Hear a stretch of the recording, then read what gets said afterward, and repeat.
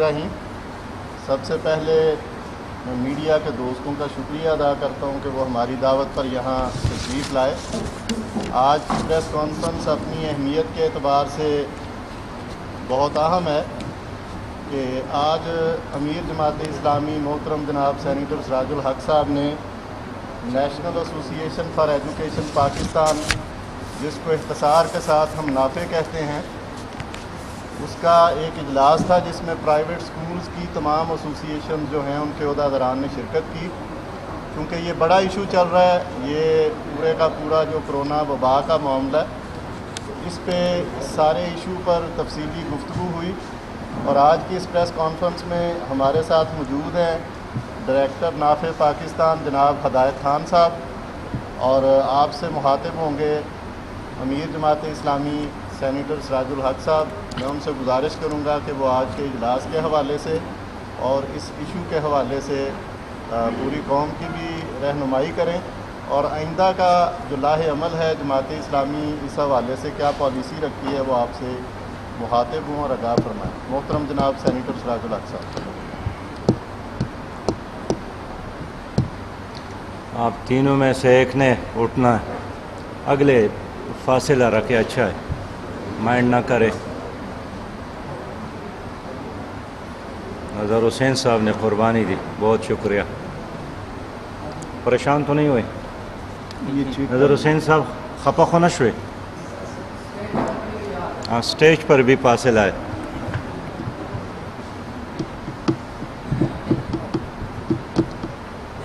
الحمدللہ رب العالمین والصلاة والسلام علی رسولہ الکریم، اما بعد۔ معزز صحافی حضرات، آپ سب کا بہت شکریہ، آپ مختصر نوٹس پر اس پروگرام میں شریک ہے۔ آج جماعت اسلامی پاکستان کے مرکزی ہیڈ کوارٹر منصورہ میں بہت ہی اہم اجلاس ہوا، اور اس اجلاس کی تمام تر انتظامات پرائیویٹ تعلیمی اداروں پر مشتمل ہمارے دوستوں نے کیے، اور نافع نے اس کو لیڈ کیا ہے۔ آج کے اس اجلاس میں صوبہ سندھ، پنجاب، خیبر پختونخوا، بلوچستان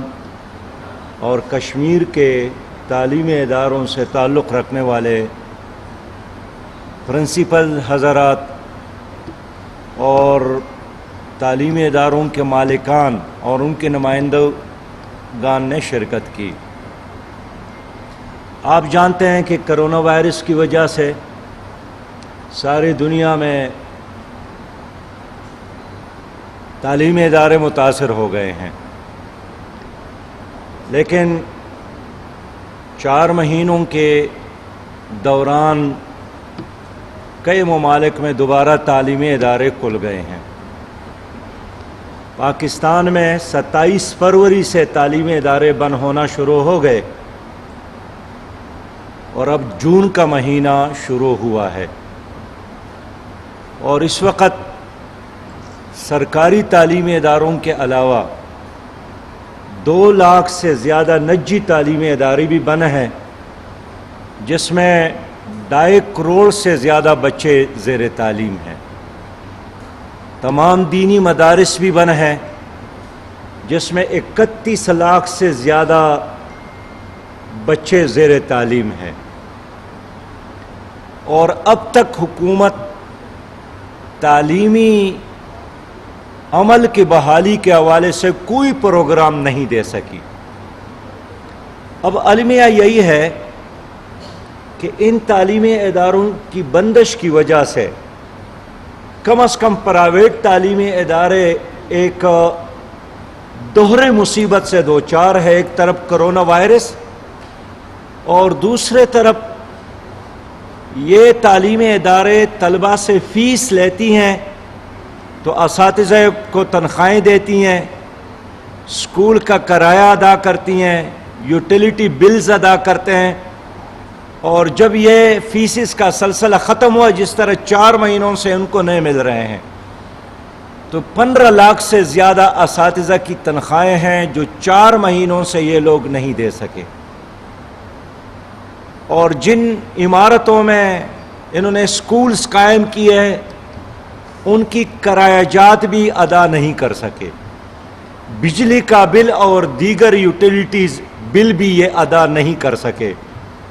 اور اس طرح یہ تعلیمی ادارے ایک شدید مشکل سے دوچار ہے۔ اب رمضان بھی گزر گیا، عید بھی گزر گئی، اور سچی بات یہ ہے کہ بہت سارے اساتذہ ایسے ہیں کہ تنخواہ نہ ملنے کی وجہ سے وہ عید کے دن بھی اپنے بچوں کو ان کی مرضی کے مطابق کپڑے تو کیا کہ کانا بھی نہیں کھلا سکے۔ تو میں آج یہ کہنا چاہتا ہوں حکومت پاکستان سے کہ ان پرائیویٹ تعلیمی اداروں میں 40% سے زیادہ بچے زیر تعلیم ہیں، اور تعلیم دینا ریاست اور حکومت کی ذمہ داری ہے آئین کے آرٹیکل 25A کے مطابق، لیکن ان پرائیویٹ تعلیمی اداروں نے حکومت کے ساتھ ایک بہت بڑا بوجھ اٹھایا ہے، لیکن اب یہ تعلیمی ادارے تباہی سے دوچار ہے، تو حکومت نے اب تک اس پر کوئی توجہ نہیں دی، اور ظلم یہ ہے کہ بعض تعلیمی اداروں کے جو نگران وزراء ہے انہوں نے ان اونرز کو، تعلیمی اداروں کے مالکان کو مافیا تک کہا، اور ان کے سٹیٹمنٹ اور بیانات کی وجہ سے انہوں نے ایک ایسا فضا بنایا ہے کہ والدین اور سکولز کا جو مینجمنٹ ہے، اونرز ہے، مالکان ہے، اساتذہ ہے، یہ آپس میں لڑ پڑے، اور مسلسل یہ انکریج کر رہے ہیں لوگوں کو بغاوت کرنے پر کہ تمہارے دشمن ہیں۔ تو میں حکومت سے پوچھنا چاہتا ہوں کہ ان تعلیمی اداروں میں اگر یہ بچے پڑھنے نہ جائیں اور یہ تعلیمی ادارے بند ہو تو ان بچوں کا مستقبل کیا ہوگا؟ اور کیا پاکستان کی حکومت کے ساتھ فی الوقت ایسا کوئی انتظام ہے کہ ان 40 لاکھ، یہ جو 40% تعلیمی بوجھ انہوں نے جو اٹھایا ہے، جس میں 2.5 کروڑ بچے زیر تعلیم ہیں، ہماری حکومت اس کو پڑھانے کا انتظام کر سکے؟ اس لیے کہ خود حکومت کے سٹیٹمنٹ ہے کہ بڑے بڑے اعلانات کے باوجود بھی 2 کروڑ بچے اب بھی اسکول نہیں جاتے ہیں، تو جو جاتے ہیں ان کے لیے بھی آپ دروازے بند کرتے ہیں۔ یہ تعلیمی ادارے ہمارے نظریاتی سرحدوں کے محافظ ہیں، پاکستان کی سوسائٹی پر ان کا بہت بڑا احسان ہے، اور میں سمجھتا ہوں کہ ایک طرف اگر سرکاری تعلیمی اداروں کی سچویشن اور صورتحال رزلٹ اور نتائج کی وجہ سے بہت خراب ہوا ہے، تو دوسرے طرف ان پرائیویٹ تعلیمی اداروں کے نتائج اس سے بدرجہاں بہتر ہے، اور یہی وجہ ہے کہ آپ ایک سروے کر لیں کہ کیا کسی وزیر تعلیم کا بیٹا، کیا کوئی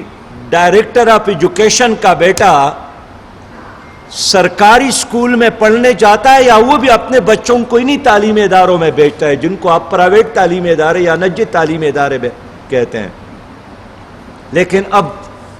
کرونا وائرس کی وجہ سے یہ تعلیمی ادارے، میں کہتا ہوں کہ مرغ بسمل ہے، اور حکومت نے جو 1200 بلین کرونا وائرس کی وبا کے حوالے سے اعلان کیا تھا کہ ہم اس میں سپورٹ دیں گے ان تمام اداروں کو جو اس وبا سے متاثر ہو گئے ہیں، انہوں نے اب تک تعلیمی اداروں کے ساتھ اس میں کوئی تعاون نہیں کیا۔ اور میں کہتا ہوں کہ جس طرح امریکہ میں ایک گورے نے ایک کالے کے گردن پر گھٹنا رکھا ہے اور وہ نیچے سے چلا رہا ہے کہ میں مر رہا ہوں، میں سانس نہیں لے سکتا ہوں، لیکن وہ بڑے بے اتنائی کے ساتھ مزید زور دے رہا ہے، اور بالآخر وہ مر گیا، جس کی وجہ سے امریکہ میں ہنگامے ہیں، اور ساری دنیا کو پتہ چلا امریکہ کی جمہوریت کا، امریکہ کی شرافت کا، امریکہ کی انسانیت دوستی کا۔ آج یہ پرائیویٹ تعلیمی ادارے جن کے ذمہ داران اس وقت میرے سامنے بیٹھے ہیں، ان کے چہروں پر بے انتہا پریشانیاں میں دیکھ رہا ہوں۔ نظام نے ان کے گردن پر گھٹنا تو رکھا ہے، لیکن ان کو ریلیف دینے کا، زندگی گزارنے کا، چلنے کا کوئی تعاون نہیں دیا۔ تو میں آج حکومت پاکستان سے مطالبہ کرتا ہوں کہ ان تعلیمی اداروں کا بوجھ خود ہی اٹھا لے۔ اگر حکومت نہیں چاہتی ہے کہ ان کا بوجھ والدین پر پڑے، لیکن پھر ان تعلیمی اداروں میں پڑھانے والے اساتذہ کرام کی تنخواہیں حکومت ادا کرے، ان کے بلڈنگز کی کرایہ حکومت ادا کرے، ان کے یوٹیلیٹی بلز حکومت ادا کرے، اور میں چاہتا ہوں کہ حکومت ان کے لیے بلا سود قرضوں کا اعلان کرے تاکہ اپنے ان اداروں کو چلائے بھی اور مزید بہتر اور مضبوط بنا لے۔ میں حکومت سے کہنا چاہتا ہوں کہ تعلیمی نظام کو بحال کرنے کی ضرورت ہے، اور جس طرح ہر شعبے کے لیے حکومت نے ایک SOP اعلان کیا ہے، اسی طرح ایک SOP ان تعلیمی اداروں کے مالکان، ان کے ذمہ داران کے ساتھ مل کر بنایا جائے، اور سٹیک ہولڈر کو بلا کر ان کے ساتھ پالیسی بنایا جائے۔ یہ مناسب نہیں ہے کہ ایک وزیر تعلیم کے ذہن میں جو بھی بات آتی ہے وہ اعلان کرتی ہے اور وہ نوٹیفیکیشن بھی نہیں کرتا ہے، وہ ٹویٹ کے ذریعے، اور اگلا دن پھر اور ٹویٹ، اور اگلا دن پھر اور ٹویٹ۔ تو حکومت ٹویٹ پہ نہیں چلتی، حکومت پالیسیوں کی بنیاد پر چلتی ہے، اور پالیسیاں تب کامیاب ہوتی ہے جب اس میں تمام سٹیک ہولڈر کے ساتھ مشاورت کیا جائے۔ اس لیے ہم ان تعلیمی اداروں کے پش پہ کڑے ہیں، ان کے جو اونر ہیں، اور خاص کر ان تعلیمی اداروں میں پڑھنے والے بچوں کے ساتھ اور پڑھانے والے اساتذہ کرام کے ساتھ ہم کھڑے ہیں۔ ہم اس کو تنہا نہیں چھوڑیں گے، اور یہ مناسب نہیں ہے کہ ہمارے چوک اور چوراہوں میں کل ان کے اساتذہ اور ان کے ذمہ داران جلسوں اور جلوسوں پر مجبور ہو۔ اس لیے شرافت کے ساتھ حکومت کو ان کی آواز سننی چاہیے۔ محترم صحافی حضرات، اس وقت ملک میں جو سچویشن ہے، ایک طرف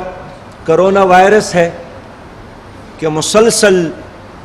اس میں اضافہ ہو رہا ہے، اس وبا میں کل بھی 5000 نئے کیسز سامنے آئے ہیں،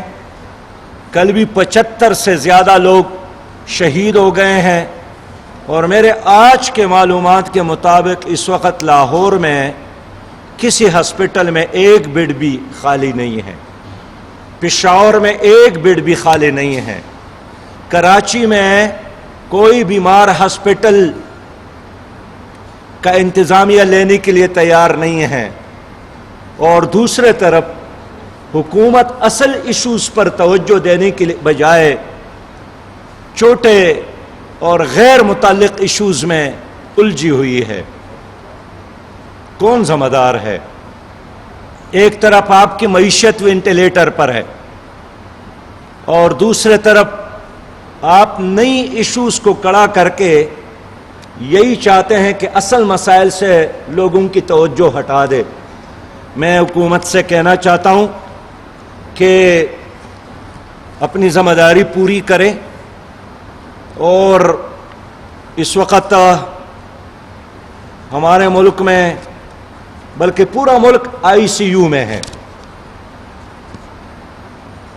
قوم ICU میں ہے، اور حکومت میک اپ کی بات کر رہی ہے۔ میں سمجھتا ہوں کہ ICU میں موجود آدمی کے لیے بچانے کی ضرورت ہے، میک اپ کی ضرورت نہیں ہے۔ آپ ہمارے وزراء کے بیانات کو دیکھیں، آپ خود وزیر اعظم صاحب کے روز ایک کنفیوز سٹیٹمنٹ کو دیکھیں۔ اس لیے مجھے بہت زیادہ افسوس ہے کہ اس وقت انتہائی نااہل اور نالائق ڈرائیور گاڑی کو چلا رہا ہے، اور وہ اعلان بھی کر چکے ہیں کہ لوگ اپنی حفاظت خود ہی کریں، ہم کچھ نہیں کر سکتے۔ اب حکومت کس مرض کی دوا ہے؟ اس وقت آج کے لمحے تک ہمارے ڈاکٹروں کے ساتھ PPEs نہیں ہیں، تو آپ 1500-1200 ارب روپے سے کم از کم 5 ارب روپے ڈاکٹروں کے لیے اعلان کرتے کہ اس سے اپنے پروٹیکشن کا انتظام کرے، تاکہ آپ دل جمی کے ساتھ، یکسوئی کے ساتھ، اعتماد کے ساتھ مریضوں کی خدمت کرے۔ تو جو حکومت اپنے ڈاکٹروں کو بچانے کا انتظام نہیں کر سکتی، وہ مریضوں کے لیے کیا کرے گی؟ میرا کل ایک انتہائی مخلص دوست 2 دن پہلے شہید ہو گئے، ڈاکٹر تھے، قرآن کے حافظ تھے، اور یہ 3.5 مہینے مسلسل انہوں نے کرونا وائرس کی بیماروں کی خدمت کی، لیکن وہ خود بیمار ہو گئے، اور جان بچانے کے لیے اس کو جس انجیکشن کی ضرورت تھی، کسی ہسپتال میں ان کو انجیکشن نہیں ملی، اور ان کے بھائی نے کہا کہ میں نے 3 لاکھ روپے جیب میں رکھ کر پھر بلیک میں اس انجیکشن کو خریدنے کی کوشش کی، تو 3 لاکھ روپے میں بمشکل ان کو 1-2 انجیکشن مل گئے، لیکن وہ بھی اس لمحے کہ جب پھر وہ ان کے لیے کوئی فائدہ مند نہیں تھا۔ اب ڈاکٹروں کی یہ صورتحال ہے، نرسز کی یہ صورتحال ہے، طبی عملے کی یہ صورتحال ہے،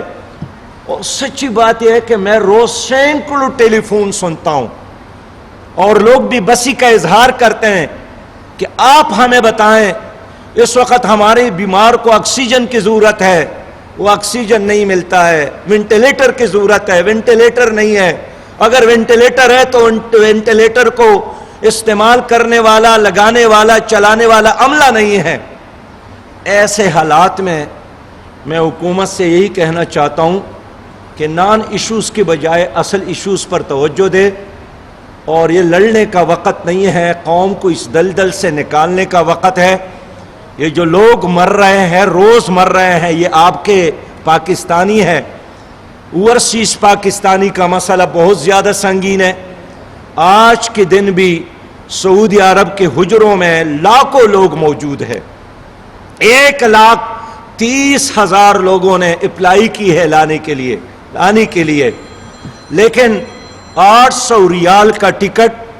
3,500 میں ملتا ہے بلیک پہ، اور وہ بھی سفارش پر۔ تو آپ مجھے بتائیں، کیا ہر مسافر کا اپروچ نہ سفیر تک ممکن ہے، نہ ہمارے وزیر تک ممکن ہے؟ تو خدا کے لیے حکومت سے یہی درخواست ہے کہ ان بیرونی ملک پاکستانیوں کو لانے کے لیے ایمرجنسی بنیاد پر اقدامات کرے، ان کے لیے فلائٹ کا انتظام کرے، اور یہاں جب آ جائے تو ان کو لوٹنے کی بجائے اور ان سے پیسہ بٹورنے کی بجائے اور ان کے ساتھ ایک مجرم جیسا سلوک کرنے کے بجائے عزت اور احترام کے ساتھ اس کا استقبال ہو اور ان کو گھروں تک پہنچانے کا اہتمام ہو۔ میں ایک بار پھر اپنے ان نجی تعلیمی اداروں میں کام کرنے والے آپ تمام بزرگوں کو، بھائیوں کو حوصلہ دینے کی کوشش کرتا ہوں اور اطمینان دلاتا ہوں انشاءاللہ تعالیٰ کہ ہم آپ کے ساتھ کھڑے ہیں۔ دینی مدارس میں پڑھنے والے اور پڑھانے والے اساتذہ اور بچے وہ بھی ہمارے ہیں، اور آپ لوگ جو خدمت کر رہے ہیں، حکومت کو وہ احساس ہو یا نہ ہو، ہماری قوم کو اس کا بھرپور احساس ہے، اور انشاءاللہ مصیبت کے اس لمحے میں آپ اکیلے نہیں ہیں، ہم آپ کے ساتھ کھڑے ہیں۔